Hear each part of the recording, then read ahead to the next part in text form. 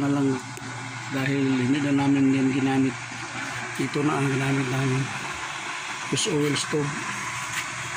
Yan. Ito maganda. Natipi ito. Wala na. Parang mapula siya. Pero okay lang naman kasi hindi naman nangangamoy.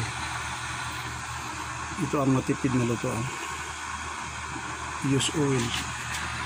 Use oil ang gamit.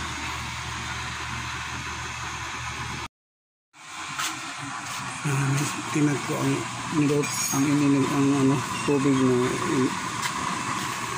ito. Yun, kumukulo na pala. Yan, ubusin ko na lang ang oil na nasa ilalim dyan ng chamber. Kaya i-off ko na ito kasi wala na akong lutuin ngayon.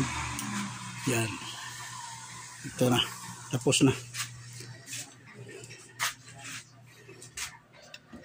Ah.